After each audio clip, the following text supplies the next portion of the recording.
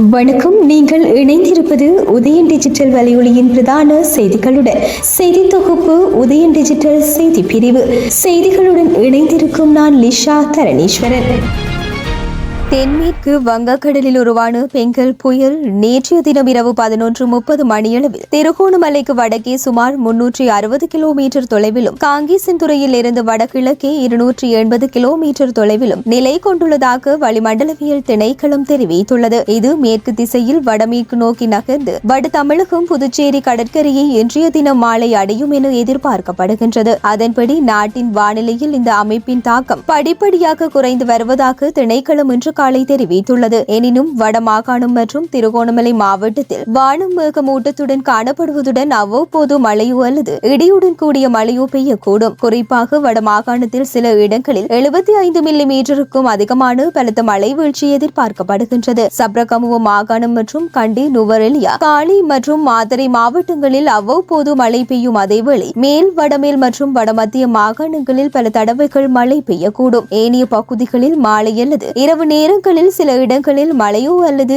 இடியுடன் கூடிய மழையோ பெய்யக்கூடும். வடக்கு, வடமத்திய, வடமேல், கிழக்கு, மத்திய மற்றும் தென் மாகாணங்களில் அவ்வப்போது 50 தொடக்கம் 55 கிலோமீட்டர் வரையான வேகத்தில் மிக பலத்த காற்று வீசக்கூடும் என வளிமண்டலவியல் திணைக்களம் தெரிவித்துள்ளது. இடியுடன் கூடிய மழையுடன் கூடிய தற்காலிக பலத்த காற்று மற்றும் மின்னல் தாக்கங்களினால் ஏற்படக்கூடிய ஆபத்துக்களை குறைப்பதற்கு தேவையான நடவடிக்கைகளை மேற்கொள்ளுமாறும் மக்களை அறிவுறுத்தப்படுகின்றார்கள். வடக்கு கிழக்கில் நினைவேந்தல் நிகழ்வு என்ற பெயரில் மரணித்த விடுதலை புலிகளை தமிழ் மக்கள் பகிரங்கமாக நினைவு கூர்கின்றார்கள். எனவே அங்கு இனிமேல் எந்த ஒரு நினைவேந்தல் நிகழ்வுக்கும் அனுரு அரசு அனுமதி வழங்கக்கூடாது. எமது இந்த கோரிக்கையை அனுரு அரசு புறக்கணித்தால் அதற்கு எதிராக தெற்கில் நாம் மக்களை அணிதிரட்டி போராடுவோம் என தேசிய சுதந்திர முன்னணியின் தலைவர் விமல் வீரவன்ச தெரிவித்துள்ளார். இது தொடர்பில் அவர் மேலும் தெரிவிக்கையில், இலங்கையில் வடக்கு கிழக்கு மாகாணங்களில் தான் தமிழர்கள் செறிந்து வாழ்கின்றார்கள். அங்கு அவர்கள் கட்டுப்பாடு இல்லாமல் சட்டங்களுக்கு மதிப்பளிக்காமல் தாம் நினைத்த மாதிரி வாழ்கின்றார்கள். வடக்கு கிழக்கில் நினைவேந்தல் நிகழ்வு என்ற பெயரில் மரணித்த விடுதலை புலிகளை தமிழ் மக்கள் பகிரங்கமாக நினைவு கூறுகின்றார்கள். கடந்த 27ஆம் திகதி கடும் மழை வெள்ள அனர்த்தங்களுக்கு மத்தியிலும் வடக்கு கிழக்கில் வாழும் தமிழர்கள் மாவீரர் நாள் நிகழ்வில் பங்கேற்றுள்ளார்கள். இது தெற்கில் வாழும் சிங்கள மக்களை கொதிப்படைய செய்யும் நடவடிக்கையாகும். தமிழ் மக்களின் பார்வையில் மாவீரர்கள் யார்? அவர்கள் இலங்கை ராணுவத்துக்கு எதிராக ஆயுதமேந்தி போராடி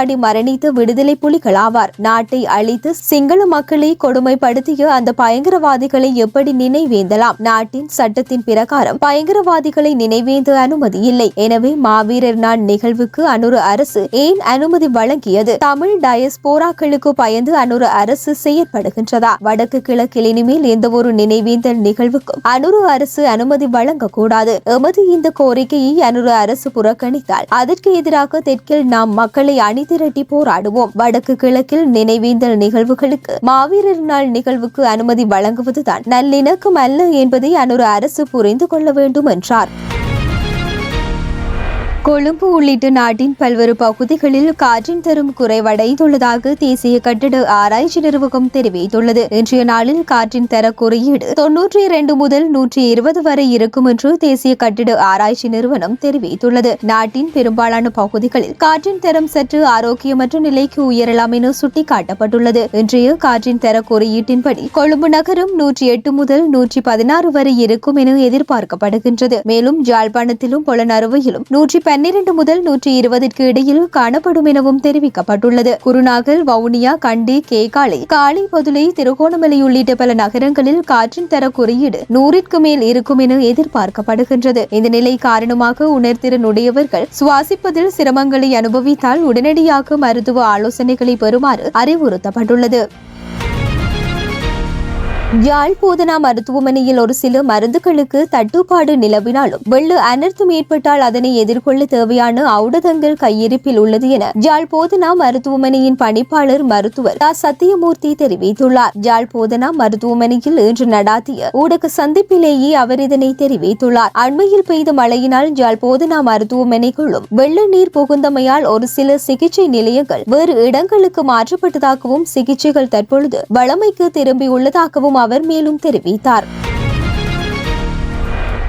வவுனியா மருத்துவமனையில் முதன்முறையாக 4 குழந்தைகள் ஒரே பிரசவத்தில் பிரசவிக்கப்பட்ட சம்பவம் ஒன்று இடம்பெற்றுள்ளது. பதவியாவை சேர்ந்து கர்ப்பவதியொருவர் நேற்றைய தினமிரவு பிரசவ வலியுடன் சேர்க்கப்பட்ட நிலையில் அவருக்கு அறுவை சிகிச்சை மூலம் 4 குழந்தைகள் பிரசவிக்கப்பட்டுள்ளன. மேற்படி தாயார் மகப்பேற்று மருத்துவ நிபுணர் காமினியினால் தொடர்ச்சியாக பரிசோதிக்கப்பட்டு வந்துள்ளதுடன் மருத்துவர் திலீபனினால் மேற்கொள்ளப்பட்டு அறுவை சிகிச்சை மூலம் நேற்று குழந்தைகளை பிரசவித்துள்ளார். அத்துடன் பிரசவத்தின் பிறகு தாயாரும் குழந்தைகளும் நலமாக உள்ளதாகவும் பிரசவிக்கப்பட்டு 4 குழந்தைகளும் சிறப்பு குழந்தை நலப்பிரிவில் சேர்க்கப்பட்டு சிகிச்சை அளிக்கப்பட்டு வருவதாகவும் மருத்துவமனை வட்டாரங்கள் தெரிவித்துள்ளன. சீரற்ற வானிலையால் அழிவடைந்த பயிர்களுக்கு இழப்பீடு வழங்கப்படும் என விவசாய பிரதி அமைச்சர் நாமல் கருணாரத்ன தெரிவித்துள்ளார். இவ்வாறாக நெல், சோளம், உருளைக்கிழங்கு, சோயா, போஞ்சி, மிளகாய் மற்றும் வெங்காய பயிர்களுக்கு இழப்பீடு வழங்க முடிவு செய்யப்பட்டுள்ளதாக அவர் தெரிவித்தார். இதன்படி ஒரு ஏக்கருக்கு அதிகபட்சமாக 40,000 ரூபாவுக்கு உட்பட்டு இழப்பீடு வழங்கப்படும் என பிரதி அமைச்சர் தெரிவித்தார். நாட்டில் நிலவும் சீரற்ற வானிலை குறைந்த பின்னர் பயிர் சேதம் தொடர்பான விவரங்களை சேகரித்து நட்டகீடு வழங்கப்படும் எனவும் அவர் தெரிவித்துள்ளார். அதேபோல் அழிவடைந்த பயிர்களை மீள பயிரிடுவதற்காக விவசாயிகளுக்கு இலவச பயிர் விதைகள் வழங்கும் முறைமை தொடர்பிலும் கலந்துரையாடப்பட்டுள்ளதாக பிரதி அமைச்சர் தெரிவித்தார். மேற்குறிப்பிட்ட பயிர்களுக்கு மேலதிகமாக மலையக மற்றும் தாழ்நில மரக்கறி விவசாயிகள் மற்றும் பல விவசாயிகளும் பாரிய அளவில் பாதிக்கப்பட்டுள்ளதாக தெரிவித்து நாமல் கருணாரத்ன அவர்களுக்கும் ஓரளவு நிவாரணம் வழங்கப்படும் எனவும் தெரிவித்தார்.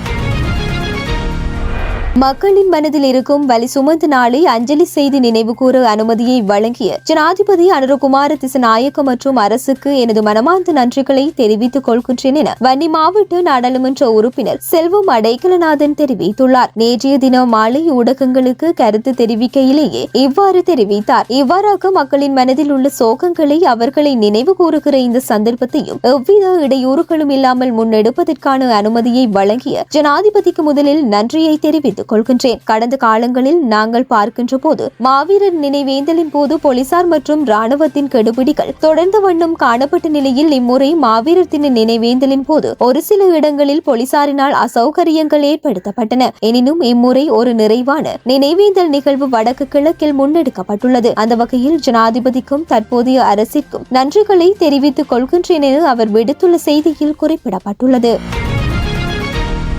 தொடர்பான இந்திய செய்திகள். வங்கக்கடலில் உருவாகியுள்ள பெங்கல் புயல் காரணமாக கடந்த 2-3 நாட்களாக தமிழகத்தில் கனமழை பெய்து வருகின்றது. மழை முன்னெச்சரிக்கை மற்றும் நிவாரண பணிகளை முழுமையாக மேற்கொள்ள உத்தரவிட்டுள்ளேன் என்று தமிழக முதல்வர் மு.க. ஸ்டாலின் தெரிவித்துள்ளார். வங்கக்கடலில் உருவாகியுள்ள பெங்கல் புயல் இன்றிரவு கரையை கடக்கவுள்ள நிலையில் சென்னை எழிலகத்தில் உள்ள மாநில அவசர கால செயல்பாட்டு மையத்தில் தமிழக முதல்வர் மு.க. ஸ்டாலின் இன்றைய தினம் ஆய்வு மேற்கொண்டார். அத்துடன் காஞ்சிபுரம், திருவள்ளூர், ராணிப்பேட்டை, செங்கல்பட்டு உள்ளிட்ட மாவட்ட ஆட்சியாளர்களுடன் காணொலி வாயிலாக மழை முன்னெச்சரிக்கை மற்றும் நிவாரண பணிகள் குறித்து கேட்டறிந்தார். பின்னர் செய்தியாளர்களை சந்தித்த முதல்வர் ஸ்டாலின் கருத்து தெரிவிக்கையில், காஞ்சிபுரம், திருவள்ளூர், ராணிப்பேட்டை, செங்கல்பட்டு ஆகிய ஆட்சித்தலைவர்களோடு தொடர்பு கொண்டு அங்கு இருக்கக்கூடிய நிலவரங்களை எல்லாம் கேட்டு தெரிந்து கொண்டோம். நிவாரண பணிகள் எந்த அளவுக்கு நடந்து கொண்டிருக்கிறோம் என்பதை தெரிந்து கொண்டிருக்கிறோம். கேம்ப் எல்லாம் ஆங்காங்கே அமைக்கப்பட்டு மக்களும் ஓரளவுக்கு தங்க வைக்கப்பட்டிருக்கிறார்கள். உணவும் வழங்கப்பட்டுக் கொண்டிருக்கிறது. ஆக இந்த இரவு நிச்சயமாக கடுமையான மழை பெய்யும் என்கிற காரணத்தால் முழுமையான நிவாரண நடவடிக்கை ஈடுபட வேண்டும் என்று நாங்கள் கேட்டிருக்கிறோம். எனவே இந்த நிலையில் இருக்கிறது. இந்திய ரயில்வேயின் முதலாவது புல்லட் ரயில் கவாச் தொழில்நுட்பத்துடன் உள்நாட்டில் தயாரிக்கப்படுவதாகவும் இது சராசரியாக மணிக்கு 250 கிலோமீட்டர் வேகத்தில் செல்லும் எனவும் தெரிவிக்கப்பட்டுள்ளது. புல்லட் ரயில் திட்டம் குறித்து மத்திய அரசின் உயர் அதிகாரிகள் தெரிவிக்கையில், புல்லட் ரயில் தயாரிப்பை இந்திய ரயில்வே வேகப்படுத்தியுள்ளது. உள்நாட்டில் புல்லட் ரயில்கள் மற்றும் அதிவேக வழித்தடத்துக்கான சிக்னல் கருவிகளை தயாரிப்பதில் இந்தியா முன்னேறிக் கொண்டிருக்கின்றது. மகாராஷ்டிராவில் தேசிய ஜனநாயக கூட்டணி வெற்றி பெற்றுள்ளதால் புல்லட் ரயில் பணிகள் வேகமெடுத்துள்ளன. இதற்கான நில கொள்முதல் நடவடிக்கைகள் முடிவடைந்துள்ளன. 320 கிலோமீட்டர் தூரத்துக்கு புல்லட் ரயிலுக்கான கட்டமைப்பு பணிகள் தயார் நிலையில் உள்ளன. மும்பை, அகமதாபாத் அதிவேக ரயில் திட்டத்தின் அம்சங்கள் மிகவும் மதிப்புமிக்கவையாக இருக்கும். பல வழித்தடங்களில் இத்திட்டத்தை மேற்கொள்ள தற்போது இந்தியாவால் முடியும். எதிர்காலத்தில் நாம் சொந்த ரயில்களை மட்டுமே பயன்படுத்த வேண்டும். மணிக்கு 280 கிலோமீட்டர் வேகம் வரை செல்லும் புல்லட் ரயில்களை தயாரிக்கும் அளவுக்கு திறன் மிக்கதாக மாற இந்தியா விரும்புகின்றது என்றனர். தொடர்பான உலக செய்திகள். நைஜீரியாவில் ஆற்றில் படகு கவிழ்ந்து விபத்துக்குள்ளானதில் 27 பேர் உயிரிழந்துள்ளதுடன் 100க்கும் அதிகமானோர் காணாமல் போயுள்ளனர். வடக்கு நைஜீரியாவில் நைஜர் ஆற்றில் நேற்று இந்த படகு விபத்து இடம்பெற்றுள்ளது. விபத்துக்கான காரணம் இன்னும் தெரியவில்லை. ஆனால் விபத்து நடந்த போது படகில் 200க்கும் அதிகமானோர் இருந்துள்ளதாக தெரிவிக்கப்பட்டுள்ளது. அவர்கள் அனைவரும் கோகி பகுதியில் இருந்து நைகர் நகரில் உள்ள உணவு சந்தைக்கு செல்லும் போதே இந்த விபத்து இடம்பெற்றுள்ளது. இது தொடர்பில் கோகி மாவட்ட பேரிடர் சேவைகள் துறை செய்தி தொடர்பாளர் சாண்ட்ரா கருத்து தெரிவிக்கையில், உடனடியாக களத்துக்கு விரைந்த மீட்பு குழுவினர் இதுவரை 27 சடலங்களை மீட்டுள்ளனர். 100க்கும் மேற்பட்டோரை காணவில்லை. அவர்களில் பெரும்பாலானோர் பெண்கள். விபத்து நடந்து 12 மணி நேரத்துக்கு மேலாகியும் மாயமானவர்களில் யாரும் உயிருடன் கிடைக்கவில்லை என்றார். விபத்துக்கான காரணத்தை அரசு தரப்பு இன்னமும் உறுதி செய்யாவிட்டாலும் கூட படகில் அதிகளவில் மக்கள் ஏற்றப்பட்டதாலேயே விபத்து ஏற்பட்டுள்ளதாக உள்ளூர் ஊடகங்கள் தெரிவித்துள்ளன. இதேபோல் கடந்த அக்டோபர் 3ஆம் தேதி நடந்த படகு விபத்தில் 60 பேர் உயிரிழந்தமை குறிப்பிடத்தக்கது. அமெரிக்க அதிபர் ஜோ பைடனின் பதவிக்காலம் எதிர்வரும் ஜனவரி மாதம் முடிவடைவதற்குள் காசாவில் போர் நிறுத்தப்படும் என்று அமெரிக்கா நம்பிக்கை தெரிவித்துள்ளது. இஸ்ரேல் ராணுவத்துக்கும் பலஸ்தீனத்தின் காசாவை சேர்ந்த ஹமாஸ் தீவிரவாதிகளுக்கும் கடந்த ஆண்டு அக்டோபர் முதல் போர் நடந்து வருகின்றது. காசாவில் இதுவரை 44,282 பேர் உயிரிழந்துள்ளனர். 1,00,000க்கும் மேற்பட்டோர் படுகாயம் அடைந்துள்ளனர். இந்த சூழலில் எகிப்து அரசின் சமரசத்தின் பேரில் இஸ்ரேல் காசா இடையே போர் நிறுத்த ஒப்பந்தத்தை ஏற்படுத்த தீவிர முயற்சி மேற்கொள்ளப்பட்டு வருகின்றது. இது தொடர்பாக எகிப்து அரசின் உயர்நிலை குழு இஸ்ரேலின் டெல் அவிவ் நகரில் நேற்று முக்கிய பேச்சுவார்த்தை நடத்தியது. கடந்த ஆண்டு அக்டோபர் 7ஆம் தேதி ஹமாஸ் தீவிரவாதிகள் இஸ்ரேலில் நடத்திய தாக்குதலில் 254 இஸ்ரேலியர்கள் பிணை கைதிகளாக பிடித்து செல்லப்பட்டனர். இதில் 154 பேர் விடுதலை செய்யப்பட்டுள்ளனர். இன்னமும் 100 பேர் ஹமாஸ் தீவிரவாதிகளின் பிடியில் உள்ளனர். அவர்களை விடுவிக்க இஸ்ரேல் சிறைகளில் உள்ள 1000 ஹமாஸ் தீவிரவாதிகளை விடுதலை செய்ய வேண்டும் என்று கோரப்பட்டுள்ளது. இவை உட்பட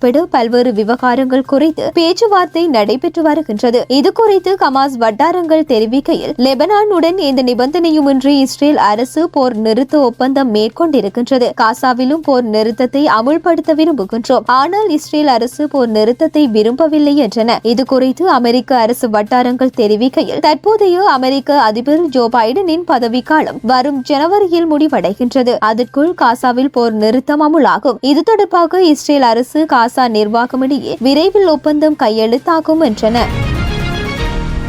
தொடர்பான விளையாட்டு செய்திகள்.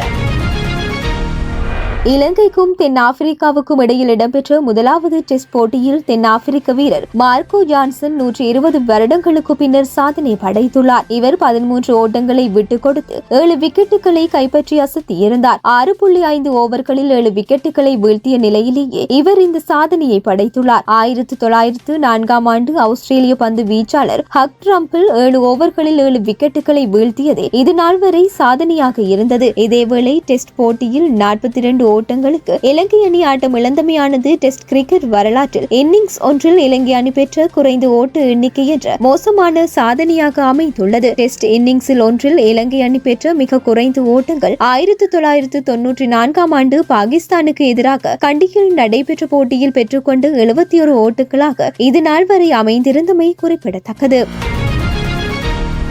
இந்தியாவில் உள்நாட்டு கிரிக்கெட் வீரர் ஒருவர் மாரடைப்பு ஏற்பட்டு மைதானத்திலேயே வீழ்ந்து உயிரிழந்த சம்பவம் பெரும் சோகத்தை ஏற்படுத்தியுள்ளது. 35 வயதான இம்ரான் பாட்டேல் என்ற வீரரே இவ்வாறு கிரிக்கெட் மைதானத்தில் உயிரிழந்துள்ளார். மகாராஷ்டிர மாநிலத்தில் புனேவில் நடைபெற்ற போட்டியொன்றின் இடைநடுவில் குறித்த வீரர் மாரடைப்பு காரணமாக துடுப்பெடுத்தாடிக் கொண்டிருந்த நிலையில் மரணித்துள்ளார். ஆரம்ப துடுப்பாட்ட வீரரான பாட்டேல் சிறிது நேரம் விளையாடிய போது நெஞ்சு மற்றும் தோள்பட்டி பகுதியில் வலி எடுப்பதாக தெரிவித்துள்ளார். இதனை கேட்ட நடுவர் அவரை பெவிலியன் திரும்ப அனுமதித்துள்ளனர். எனினும் பெவிலியன் திரும்பும் வழியிலேயே கீழே விழுந்து பாட்டேல் உயிரிழந்துள்ளார். இந்த போட்டியானது நேரலையாக ஒளிபரப்பு செய்யப்பட்டதாகவும் இதனால் பாட்டேல் உயிரிழந்த சம்பவங்கள் ஒளிபரப்பு செய்யப்பட்டிருந்தன எனவும் தெரிவிக்கப்படுகின்றது. கீழே விழுந்த இம்ரானை மீட்டு மருத்துவமனையில் சேர்த்த போதிலும் சிகிச்சை பலனின்றி உயிரிழந்ததாகவும் உயிரிழப்பதற்கு முதல் பந்திலும் அவர் 4 ஓட்டங்களை பெற்றிருந்தார் எனவும் தெரிவிக்கப்படுகின்றது. புனேவில் சில மாதங்களுக்கு முன்னதாக மற்றொரு கிரிக்கெட் வீரர் மைதானத்தில் விழுந்து இழந்திருந்தமையும் குறிப்பிடத்தக்கது. இத்துடன் உதயன் டிஜிட்டல் வலையொலியின் இரவு நேர பிரதான செய்திகள் நிறைவடைகின்றன. தொடர்ந்தும் நாளை காலை நேர பிரதான செய்திகளுடன் இணைந்திருங்கள். வணக்கம்.